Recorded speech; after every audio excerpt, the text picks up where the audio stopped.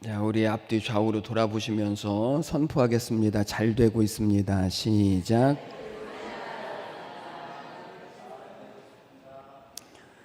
선포한 대로 이루어지시기를 주님의 이름으로 축복합니다.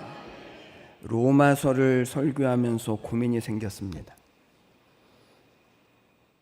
어떤 고민일까요? 이렇게 로마서를 계속 설교해도 될까 하는 고민이 생겼습니다. 왜냐하면 이 로마서 설교를 들으시면서 너무 어렵다라고 말씀하시는 분들이 계셔서 어떻게 해야 할까라고 하는 고민을 잠깐 했습니다. 말이 어려워서 어려운 것이 아니고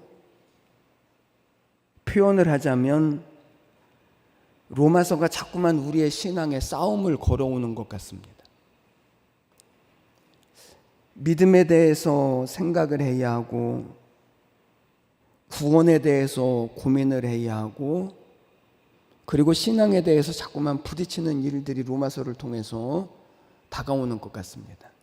우리 옆에 분들에게 이렇게 말하면 좋을 것 같습니다. 여기에 시험에 들지 맙시다. 시작.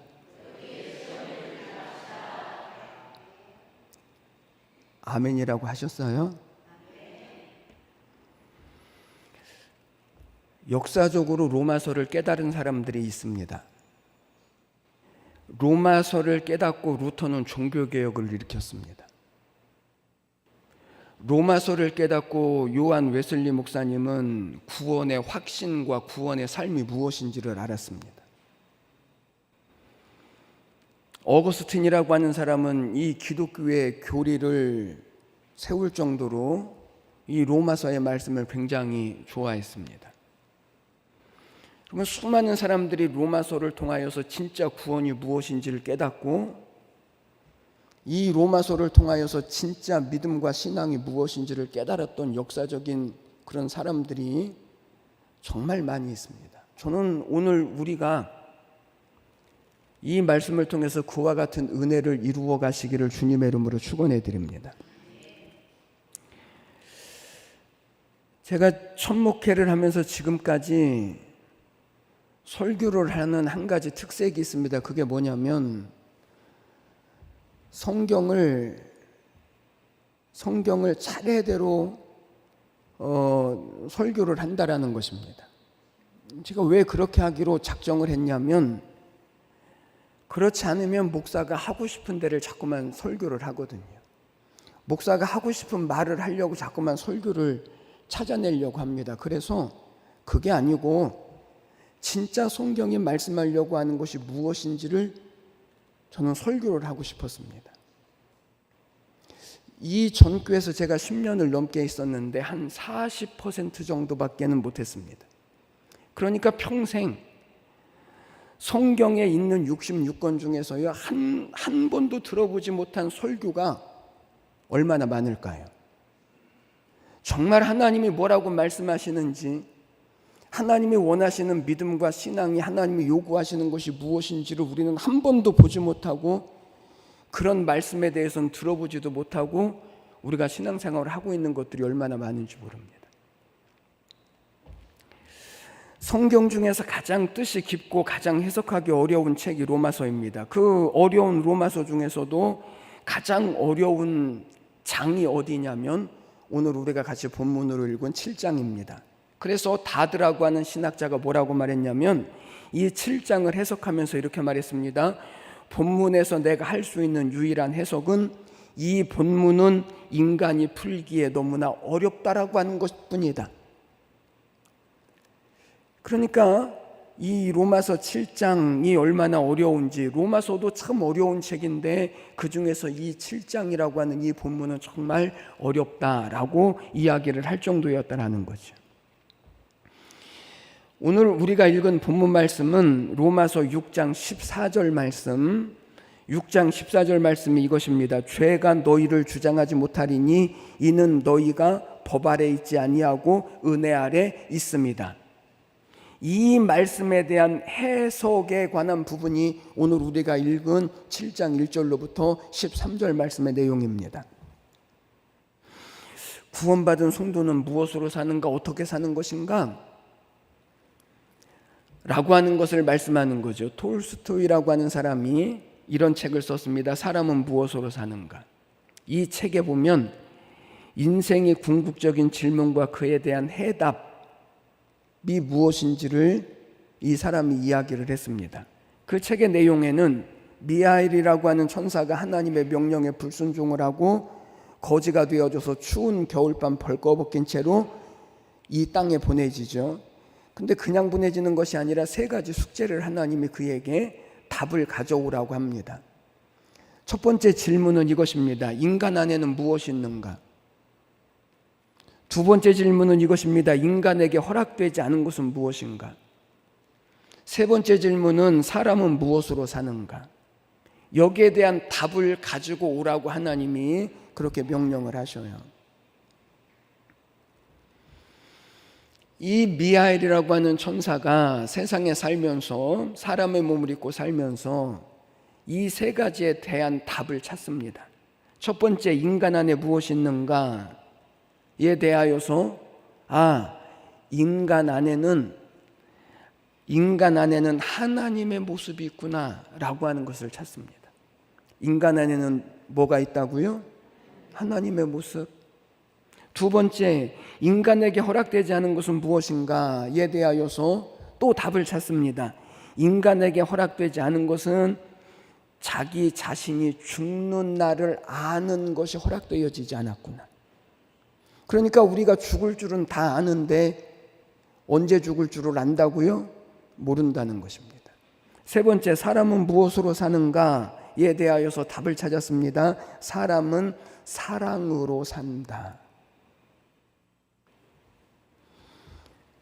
그러면 오늘 본문 말씀에서 구원받은 성도는 무엇으로 사는가에 대해서 말씀하는데, 이 말씀을 하시기 위해서 2절과 3절 말씀을 보니까 아주 뜻밖의 한 가지 비유를 예를 들고 있습니다.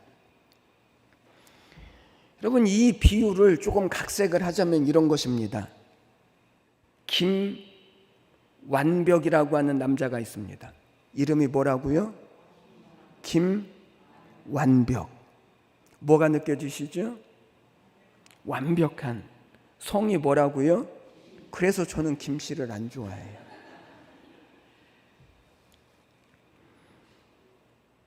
얼짱입니다. 몸짱입니다. 도덕적이고 윤리적으로 흠이 없습니다. 신앙적으로도 철저하게 하나님을 섬기고, 그리고 열심히 일을 하고 돈도 잘 법니다. 말 그대로 완벽합니다. 그런데 한 여자가 있습니다. 이 사람은 박연약입니다.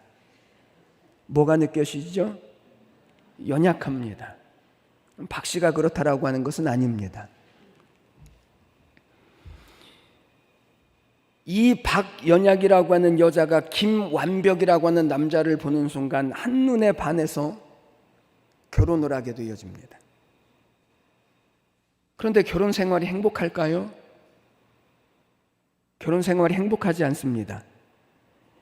이 완벽이라고 하는 사람은 자기만 완벽하게 사는 것이 아니라 아내인 연약이에게도 완벽하기를 요구합니다. 신앙생활을 하는데 새벽 예배 안 나가면 난리가 납니다. 11조 철저하게 드리고 예배도 절대적으로 드려야 합니다. 밥을 조금이라도 태우거나 안 익히면 안 됩니다. 반찬도 짜면 안 되고 싱거워도 안 됩니다. 남사친, 남자 사람 친구를 만날 수도 없습니다. 생각할 수도 없습니다. 처음에는 남편에 대한 사랑으로 열심히 했습니다. 그런데 지치기 시작했습니다. 숨이 막히기 시작했습니다. 그렇다고 이혼도 할 수 없습니다. 왜냐하면 오늘 주님이 말씀하신 것처럼 그것은 또 다른 음행의 일이 되어지기 때문에 그렇습니다.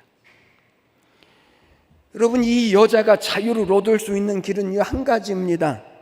남편이 죽든지 자기가 죽든지. 뭐가 좋아요? 남편이 죽는 게 좋지. 그런데 이런 남편은 천지가 없어지기 전에는 죽지도 않아. 그렇다고 아내가 죽어야 하는데 아내가 죽으면 그게 무슨 소용이에요? 여기에 딜레마가 있는 거예요. 여기서 김완벽이라고 하는 남편은 오늘 주님이 말씀하신 것처럼 율법입니다. 박연약이라고 하는 여자는 연약한 우리입니다. 연약이가 완벽이와 결혼을 한 것은 율법적인 신앙생활을 하는 우리의 신앙을 이야기하는 것입니다. 율법은 우리를 평생 따라다니면서 판단하고 정죄하고 그리고 마침내 우리를 죽게 하는 것밖에는 아무 일도 하는 것이 없습니다. 성도가 율법에서 자유를 얻는 길은 아까 말씀드렸던 것처럼 한 가지밖에 없습니다. 율법이 죽거나 아니면 누가 죽어야죠? 내가 죽어야죠. 그러나 내가 죽으면 율법에서는 자유를 얻을 수 있지만 그러나 내가 죽으면 그것이 다 무슨 소용입니까? 아무것도 아니죠. 그런데 그것을 누가 이루셨냐면 예수님이 이루셨습니다. 우리가 지난 6장에서 예수님이 십자가에서 죽을 때 누가 죽었다라고 고백을 했냐면 우리 자신이 죽었다라고 고백을 했습니다. 우리가 예수님과 함께 죽었으므로 우리는 이제 율법에서부터 무엇을 얻었다라는 거죠? 자유를 얻는 것입니다. 자유를. 예수님이 십자가에서 율법의 요구를 다 들어주셨습니다. 남편이 아내에게 요구하는 대가를 다 들어주셨습니다. 그래서 이제는 우리가 율법이 요구하는 대로 우리가 살지 않아도 되는 자유를 얻은 것입니다.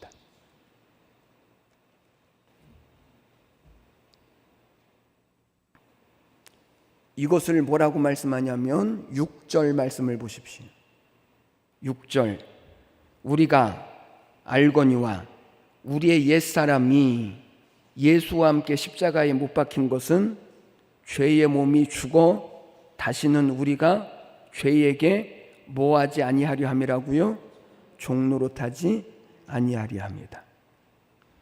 이 말씀대로 말하자면 예수님과 함께 죽기 전에는 율법이 우리의 남편이고 우리의 옛사람이 아내였습니다. 그런데 예수님께서 십자가에서 죽으시면서 누가 죽었냐면 율법이 죽었다고요? 그럼 누가 죽었다고요? 우리의 옛사람이 죽었다고요. 옛사람. 율법이 죽으면 참 좋은데 그런데 율법이 죽은 것이 아니고 율법은 그대로 살아있고 누가 죽었어요? 우리의 옛사람이 죽었어요. 예수를 믿는다고 해서 율법이 없어지는 것이 아니다. 시작. 예수를 믿는다고 해서 율법이 없어지는 게 아니에요. 율법이 없어지지 않는다라고 하는 말은 율법이 필요 없어지는 것이 아니라는 거예요. 율법이 만약에 필요 없다면 예수님이 죽으실 때 율법이 죽었어야 맞는 거예요. 그런데 예수님이 죽으실 때 율법은 그냥 있고 누가 죽어요? 우리의 옛사람이 죽어요. 아내가 죽으면 남편에 대한 책임이나 의무가 없는 것처럼 그러니 율법에 대하여서 우리의 옛사람이 죽었으니 이 죄에 대한 책임이나 의무, 율법에 대한 의무를 우리가 지지 않아도 된다라는 거죠.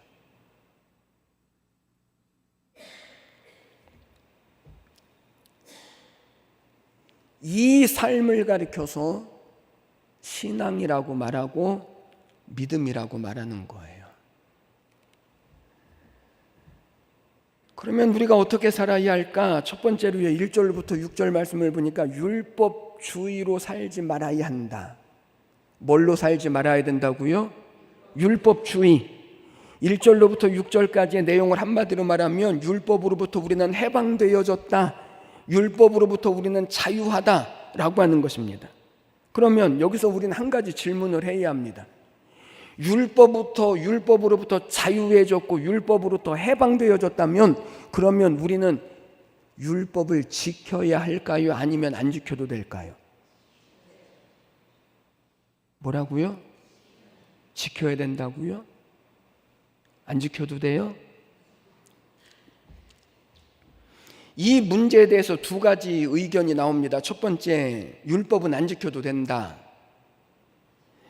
율법은 구약 시대에 필요한 거지 예수 그리스도로 말미암아 이 구원이 완성되어지고 율법이 완성되어져 이 신약 시대에는 구약에서 말하는 율법이 필요 없다. 그런 율법은 안 지켜도 된다 라고 말하는 사람들이 있습니다. 이 사람들을 가리켜서 무율법주의자라고 말합니다. 율법은 필요 없다. 그러나 또 한 가지, 율법은 지켜야 한다 라고 여전히 이야기하는 사람들이 있습니다. 다 그런 것은 아니지만 율법을 지켜야 한다라고 여기는 사람들 중에는요, 율법주의로 사는 사람들이 많습니다. 아니, 그러면 도대체 어떻게 하라는 것입니까? 율법은 지켜져야 합니다. 뭐 해야 된다고요? 지켜져야 하는 것이 아니고 지켜져야 하는 것입니다. 왜 그런가? 본래 율법을 주신 목적은 율법을 지켜서 구원을 얻도록 우리에게 율법을 주신 것이 아니라 율법은 우리가 죄인인 줄을 진단하게 하시기 위해서 하나님이 우리에게 율법을 주셨습니다. 율법은 뭐를 진단해요? 죄를 진단해요. 그래서 로마서 3장 20절 말씀을 보니까 율법으로는 죄를 깨달음이니라. 율법으로는 죄를 뭐 한다고요? 깨달아요. 깨닫는 거지 율법을 지켜서 구원을 얻는 게 아니에요. 법 없이도 사는 사람이라고 하는 말을 들어보셨죠? 법 없이도 사는 사람. 그러면 법 없이도 살 수 있기 때문에 법이 없어도 될까요?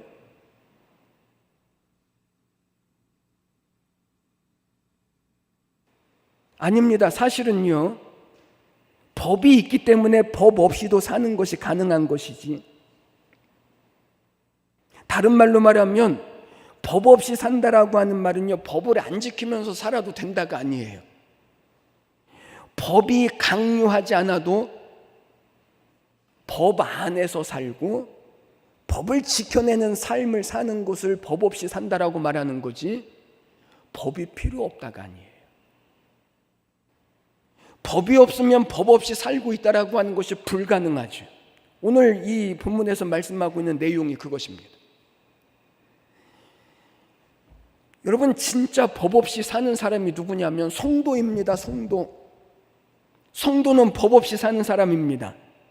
율법이 강요하기 때문에 억지로 율법을 지키는 사람, 율법에서 말씀하고 있기 때문에, 계명에서 말씀하고 있기 때문에 그것을 억지로 지켜내는 삶을 사는 사람이 아니라 우리 안에 성령께서 계시어서 믿음으로 말미암아 하나님의 말씀과 하나님의 계명을 쫓아 사는 삶을 살게 하심으로 말미암아 우리는 율법이 요구하는 삶을 살아내는 사람이 성도인 거예요.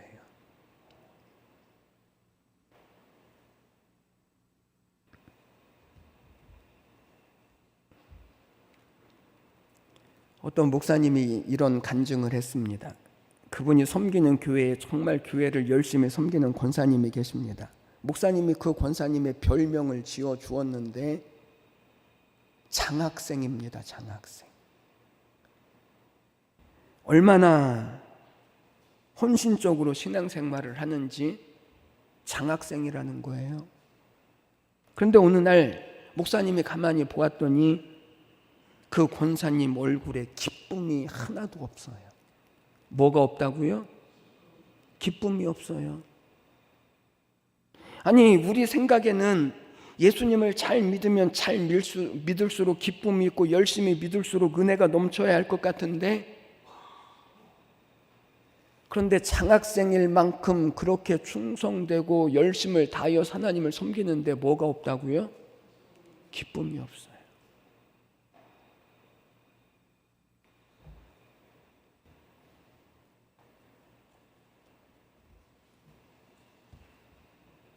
알고 봤더니 대학생 때 남자 문제가 있었는데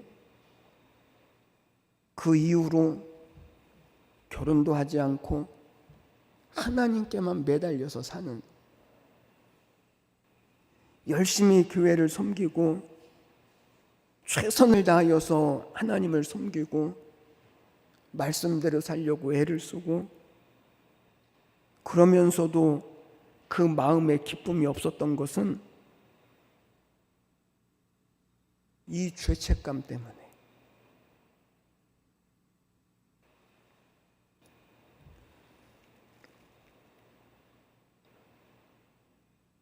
이 의무감 때문에. 목사님이 그 권사님을 보고 이렇게 말했습니다. 권사님은 참 나쁜 사람입니다. 이 권사님이 깜짝 놀랐습니다. 내가 왜 나쁜 사람입니까? 목사님이 이렇게 말했습니다. 권사님이 죄를 지었기 때문에 나쁜 사람이 아니라 예수님께서 권사님의 모든 죄를 위하여서 십자가에서 죽으심으로 이미 모든 죄를 다 사하셨으니, 그러니 기쁨으로 하나님을 섬기고 감사함으로 살아야지 왜 예수님이 다 해결해 놓으신 죄값을 붙들고 그렇게 얽매인 삶을 사십니까? 그러니 권사님은 나쁜 사람이 맞습니다. 이게 신앙이거든요.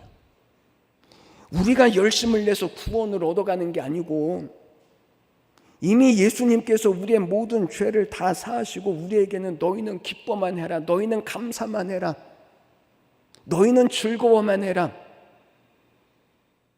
그런데 신앙이 우리에게 올무가 되어져서 의무가 되어져서 그렇게 열심을 믿어도 하나도 기쁘지 않는, 감사하지도 않는, 그것이 율법주의로 신앙생활을 하는 것입니다. 여러분, 예수님을 정말 잘 믿으려고 하면 할수록 우리가 빠지기 쉬운 두 가지 함정이 있습니다. 첫 번째는 무율법주의. 다시 말하면 율법은 안 지켜도 된다, 오직 은혜로만 구원받는 것이다 라고 여기는 대로 빠질 수 있습니다. 두 번째는 반대로 율법주의에 빠질 수 있습니다. 이것은 율법을 잘 지키는 것이 의무가 되어져서, 그래서 율법을 잘 지키지 않는 사람들을 판단하고 기쁨도 없고 즐거움도 없는 그런 신앙으로 나를 만들어가는 것입니다. 여러분, 율법을 귀하게 여기십시오. 그러나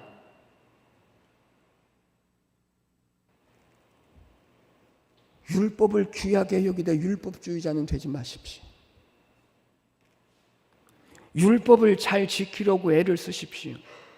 무율법주의자 되지 마십시오. 율법을 지켜서 구원을 얻는 것 아닙니다. 율법을 통해서 우리는 내가 죄인인 줄을 알고, 그래서 우리는 누구에게로 향해야 되냐면 예수님께로, 예수님 은혜 아래로 날마다 들어가게 하는 것이 율법이기 때문에 우리는 율법을 정말 귀한 것으로 여겨야 합니다.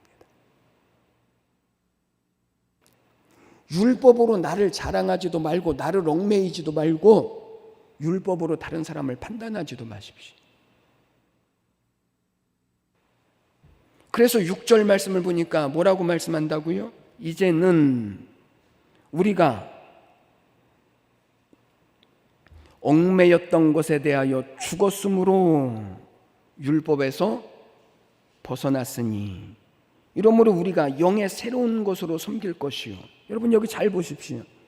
율법에서 벗어났습니다. 이 말은 율법을 안 지켜도 된다라고 하는 말이 아니요, 이제는 영의 새로운 것으로 섬길 것이요. 똑같이 섬기는 것은 맞는데 전에는 율법으로 섬겼다면 이제는 율법으로 섬기는 것이 아니라 이제는 영의 새로운 것으로 섬기는 것입니다.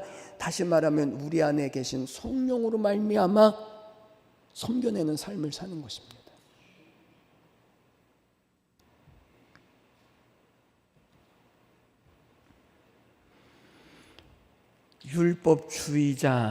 율법주의로 하나님 섬기지 마십시오. 오늘 우리 안에 이 하나님의 은혜를 다시 회복해야 합니다. 은혜로 섬기십시오. 은혜로 예배하십시오. 은혜로 붙들고 사십시오. 두 번째 7절로부터 13절 말씀에 사는 말씀은 율법으로 사는 것이 아니라 은혜로 살아라 라고 하는 것을 말씀합니다. 7장에서 말씀하려고 하는 것은 율법에서 우리는 자유했다, 해방되어졌다 라고 하는 거죠. 그러면 이제 율법을 안 지켜도 된다? 아닙니다.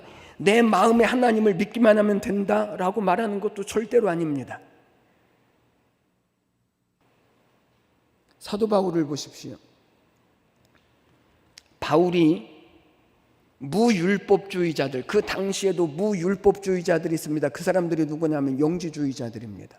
영지주의자들은 나는 구원받았으니 이제는 내 마음대로 살아도 돼, 이것입니다. 오늘날에도 영지주의자들과 똑같은 사람들이 있습니다. 구원파가 그 사람들입니다. 한번 구원받았으면 그거는 절대로 취소되지 않아. 그러니 어떻게 살아도 상관없어.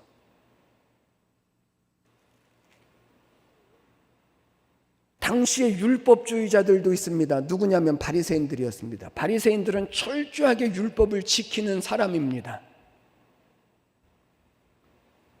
그런데 사도 바울을 보십시오. 사도 바울은 이 율법이 무엇인지를 깨닫고 나서, 예수님을 만나고 나서 그가 뭐라고 고백을 했냐면 24절 말씀에 가서 보십시오. 7장 24절. 오라 나는 공고한 사람이로다. 이 사망의 몸에서 누가 나를 건져내랴. 여러분, 이게 무슨 말일까요? 사도 바울은요, 율법주의자였습니다. 철저하게 율법을 흠이 없이 지키는 사람이었습니다. 그런데 철저하게 율법을 지킬 때 사도 바울이 한 일이 뭘까요? 예수를 핍박하고 예수 믿는 사람들을 박해하는 것이었습니다. 아니, 철저하게 율법을 지키면서 한 일이 뭐라고요? 예수를 반대하는 일, 예수를 박해하는 일. 그러니까 율법을 지키는 것이 하나님과 무관할 수 있습니다. 이게 율법주의자입니다.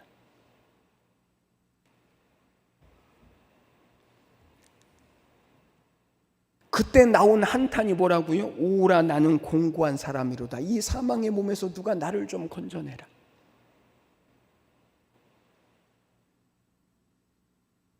율법에 빠지면 전부 다 이런다니까요. 오, 곤고하다고, 기쁨이 하나도 없다고, 누가 이 의무감에서 나를 좀 빼냈으면 좋겠다. 이거 다 율법으로 사는 거예요. 그런데 그가 예수를 만나고 나서 25절 말씀에 가서 보니까 또 한 가지 더 중요한 고백을 합니다. 25절. 우리 주 예수 그리스도로 말미암아 하나님께 감사리로다. 그런즉 내 자신이 마음으로는 하나님의 법을, 육신으로는 죄의 법을 섬기노라. 이 말은 율법으로는 도무지 해결할 수 없다. 율법으로는 구원을 받을 수도 없다. 그래서 나는 오직 예수 그리스도만 붙든다. 내게 예수 그리스도를 주신 하나님께 나는 그래서 감사한다. 나는 예수 그리스도로 말미암아 율법이 요구하는 삶을 기꺼이 살아낸다. 죄의 법을 섬긴다고요? 율법이 요구하는 법을요, 하나님 예수 그리스도로 말미암아 다 지켜내면서 산대요. 예전에도 율법을 지켰고 예수를 믿으면서도 율법을 지키지만 뭐가 다르죠? 전에는 오라 나는 공고한 사람이로다 그랬었는데, 근데 예수 그리스도 안에 들어오고 나서는 뭐라고 말하냐면 내가 하나님께 감사리로다. 이게 달라지는 거예요.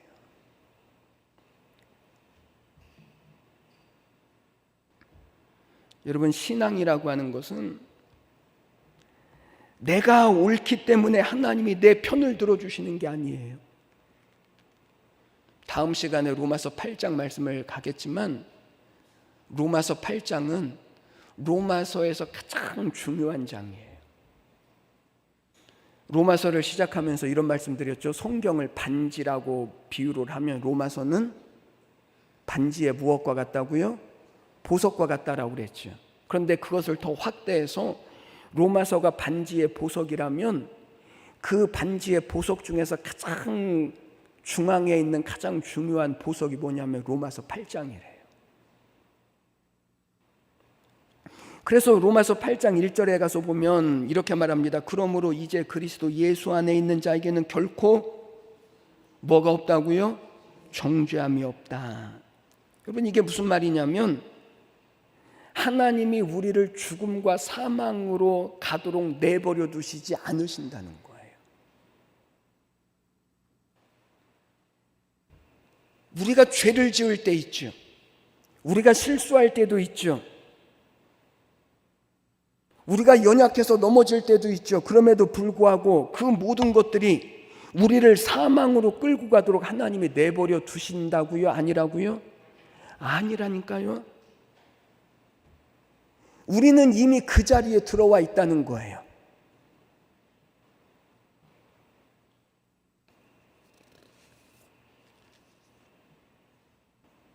그 자리가 어디냐면 예수 안이에요. 예수 안. 이걸 은혜라고 말해요. 죄 짓기도 하고 실수하기도 하고 넘어지기도 하고 그럼에도 불구하고 하나님은 우리를 이것들로 말미암아 망하도록 내버려 두시지 않는 그 자리, 그게 은혜인 거예요. 은혜는 율법을 안 지켜도 되는 게 아니에요. 은혜주의자들이 있어요. 그냥 무조건 은혜면 된대요. 아니에요. 은혜주의자가 되어지면 뭐가 없어지냐면 질서가 없어져요. 우리의 믿음은 율법을 안 지켜도 되는 것이 아니라 우리의 믿음은 율법을 완성시키는 삶을 살아가게 해요. 그래서 율법은 지키는 것이 아니라 지켜져야 하는 거예요. 텔레비전에 옛날에 나왔던 텔레비전의 광고 중에 이런 것이 있었어요. 초등학교 교실인데 한 여학생이 시험지를 붙들고 막 울어요. 잘 봤다는 거예요? 못 봤다는 거예요? 못 봤다는 거예요. 그런데 바로 옆에 있던 주인공 남자애가 그 옆에 있는 친구에게 물어봐요. 우는 애를 보고, 야, 쟤는 다 틀렸니? 그랬더니 그 친구가 하는 말이 하나 틀렸대. 저는 이래봤으면 좋겠어요. 그런데 그 주인공 남자아이는요, 너무나 활짝 웃는 거예요. 너무나 좋아하면서 하는 말이, 야, 나는 5개 틀렸는데 10문제 중에서. 그리고 집으로 시험지를 가지고 막 달려가면서 엄마에게 시험지를 보면서 엄마 나 잘했지? 이게 광고예요. 그게 뭐를 선전하는지는 제가 잊어버렸어요. 여러분, 10문제 중에서 5문제 틀리고 5문제 맞았습니다. 그런데 이랬을 때 보통 엄마들에게는요 3가지 모습이 나타난다고 그래요. 첫 번째, 이것도 점수라고 받아와서 좋아하냐 이놈아. 두 번째, 어쩌겠냐, 다음에는 잘해라. 세 번째, 아이를 안아주면서 시험 보느냐고 수고했다. 엄마랑 피자 먹으러 갈까? 은혜가 뭐죠? 첫 번째, 두 번째, 세 번째. 그럴 줄 알았어요. 세 번째가 은혜예요. 꼴찌했는데 피자는 무슨 피자, 피 터지게 맞아도 부족하지. 그런데 은혜는요, 그런 거예요. 그러면 은혜라고 하는 것이 좋은 거라는 것입니까? 나쁜 것도 무조건 좋은 것으로 여기고 못한 것도 은혜로 여기자라는 것입니까? 아닙니다. 여러분, 예수님께서 왜 2000년 전에 우리를 위하여 죽으셨습니까? 2000년 전이라고 하는 말은요, 성경에서 말하는 것처럼 우리가 죄인 되어졌을 때, 우리가 하나님과 원수 되어졌을 때 예수님이 십자가에서 죽으심으로 우리의 구원을 완성해 주셨다는 거예요. 왜 그랬죠? 이유가 뭘까요? 그 이유는 어떤 것도 우리를 구원해 주신 이 하나님의 은혜에 대해서 그 결과를 돌이키게 할 것도 없고, 그리고 뒤집을 것도 없게 하시기 위해서 이미 주님은요, 우리가 원수 되어졌을 때에, 우리가 죄인 되어졌을 때에 이미 2000년 전에 우리의 구원을 이루어 놓으신 거예요. 어떤 것도 바꿀 수 없다는 거예요. 어떤 것도 그 결과를 바꿀 수 없어요. 우리를 구원해 놓으신 그 결과를 바꿀 수 있는 것이 세상에 아무것도 없다예요. 어떤 죄를 지어도, 어떤 연약함이나 어떤 실패나 어떤 좌절이더라도 그것이 우리를 구원하시는 이 하나님의 은혜에서 바꿀 수 있다고요? 없다고요? 없다니까요. 이미 결정되어진 거예요. 바꿀 수가 없는 거예요. 우리가 그 자리에 있다고요. 그 자리. 이 자리는 율법을 지키는 자리가 아니고 이 자리는요, 예수 안에 있는 거예요. 이게 은혜의 자리인 거예요. 오늘 사도 바울은 오라 나는 공고한 사람이로다. 그럼에도 불구하고요, 거기에 함몰되지 않아요. 공고하다라고 하는 것에 빠져서 허우적거리거나 낙심하거나 포기하지 않아요. 두려워하거나 불안하거나 슬픔으로 하나님을 섬기는 게 아니라 그리스도 예수 안에서 구원을 주신 하나님께 내가 감사하리로다. 내 마음에는 하나님의 법을 지키고 내 육신으로는 율법이 요구하는 법을 나는 기꺼이 지켜낸다. 이게 신앙이라는 거예요. 사랑하는 여러분, 오늘 주님이 우리 안에 계셔요. 성령님을 우리 안에 보내주셨어요. 율법은요, 우리의 힘으로 지키는 것 아니에요. 우리의 능력으로 지키는 것 아니에요. 우리 안에 성령님께서 지키게 하시죠. 삶을 살게 하시죠. 이게 신앙이요, 이게 믿음이요, 이게 하나님의 부르심을 받은 성도의 자리예요. 은혜로 하나님 섬기십시오. 은혜로 감사함으로 섬기십시오. 기쁨으로 섬기십시오. 의무가 되지 않게 하시고, 인상 쓰는 걸로 나 열심히 하고 있어 라고 하는 거 펴내려고 하지 마시고, 기꺼이 감사함으로 그 자리에 하나님께서 어떠한 것도 바꿀 수 없는 이 구원과 은혜와 승리와 복으로 우리의 삶을 이끌어 가시는 거예요. 저는 이 은혜와 축복이 오늘 예배하신 우리 모두에게 나타나시고 이루어지시기를 주님의 이름으로 간절히 축원해 드립니다. 기도드리겠습니다. 하나님 아버지, 은혜와 사랑을 감사합니다. 예수님이 십자가에서 죽으실 때 우리의 옛사람이 죽어서 다시는 율법의 종로로 타지 아니하며 우리 안에 계신 성령으로 말미암아 하나님 우리로 하여금 믿음의 삶, 구원의 삶, 승리의 삶을 살도록 하나님이 우리를 이끄심을 감사합니다.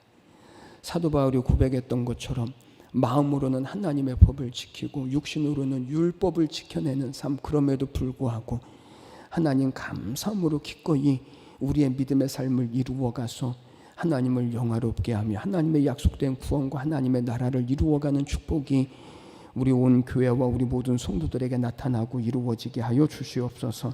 감사드리며 예수님의 이름으로 기도드리옵나이다.